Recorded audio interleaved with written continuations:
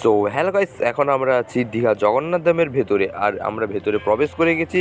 আর প্রবেশ করে আমরা যে ফার্স্ট যেটা গেট ছিল ওটাকে আমরা মানে ক্রস করে ওর ভিতর দিয়ে এসে আমরা এখন সাইড দিয়ে এখন আমরা যাব মেন টেম্পেলে, ঠিক আছে না? ওই যে পেছনে যেটা দেখতে পাচ্ছ ওটা হচ্ছে আমাদের দীঘা জগন্নাথ ধামের মেন মন্দির, মানে ওখানেই জগন্নাথ বলরাম সুভদ্রা আছেন।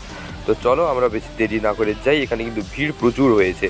তো এখানে তোমরা যখনই আসো না কেন এখানে ভিড় থাকবে, কারণ আমাদের কাছে পিঠে এখন হয়ে গেছে দীঘা জগন্নাথ ধাম। তো যারা যারা পুরী এখনও মানে যেতে পারবেন না, যাদের স্বপ্ন পুরী যাবার, হয়তো তোমরা যেতে পারবে, কিন্তু যেখানেও তোমরা আসতে পারো দীঘা জগন্নাথ ধামে, একেবারেই পুরীর থিম। তো এই যে পেছনের মন্দিরটা, চলো ওইখানে আমরা ঢুকবো। আর ওখানে হয়তো ক্যামেরা অ্যালাউ করবে না, কারণ আমরা ফার্স্ট গেটে যখন ঢুকেছিলাম ওখানেও আমাদের ক্যামেরা অ্যালাউ করেনি। তো চলো দেখা যাক। বাইরে তোমরা যত ইচ্ছা ক্যামেরা করতে পারো, ভিডিও করতে পারো, বাট ভেতরে মন্দিরের ভেতরে একদম অ্যালাউ করবে না। তো আমি আমার ফ্যামিলি মেম্বারদেরকে নিয়ে এই ভেতরে ঢুকছি গাইস। না না, ভেতরে গাইস পুলিশ দাঁড়িয়েছে, এখন অ্যালাউ করবে না।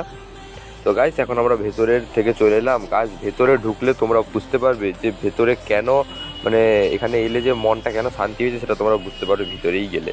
কারণ ভেতরে যে একটা আলাদাই একটা যেমন ভক্তি ভেতরে।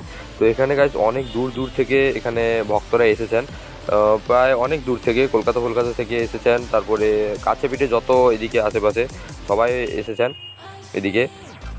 তো গাইজ আরেকবার পুরী ভিজিট করতেই হবে, ঠিক আছে না? তো গাইজ যতই পুরীর থিমে বানাক না কেন, পুরী তো পুরীই থাকবে গাইজ। তোমরা কি বলো সেটা কমেন্টে জানাও। আর তোমরা কারা কারা আমার এই ভিডিওটা দীঘা থেকে ওয়াচ করছো তাড়াতাড়ি কমেন্ট করে জানাও।